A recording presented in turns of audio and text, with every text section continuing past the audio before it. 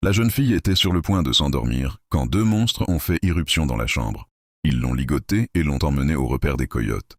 Il s'est avéré que la jeune fille était également membre du clan des coyotes. Sa tribu pratiquait un rituel obscur depuis longtemps. Chaque femelle coyote adulte doit participer au rituel de la tribu pour aider toute la meute à se reproduire.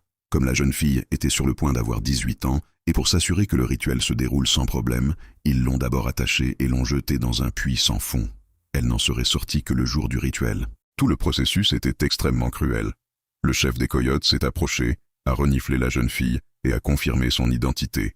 Pendant ce temps, le père de la jeune fille s'est rendu au commissariat pour signaler sa disparition, mais dans sa douleur, il a accidentellement révélé sa véritable identité. Nick, qui était à proximité, a été témoin de la transformation. Il a immédiatement compris que cela était lié au monstre. Nick a donc rapidement trouvé une excuse pour partir, puis il s'est rendu à la caravane pour rencontrer David et consulter un livre ancien sur les coyotes.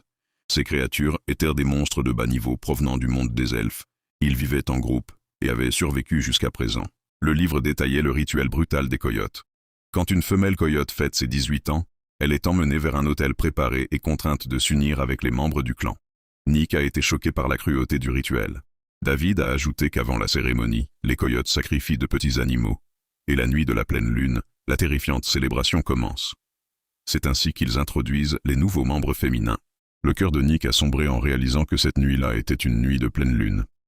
Pendant ce temps, la jeune fille a été traînée par un jeune coyote et emmenée à l'hôtel préparé où elle a été rapidement attachée. Tout était prêt pour le rituel. Les coyotes n'attendaient que l'arrivée de la pleine lune. À ce moment-là, Nick et les autres sont arrivés à la ferme.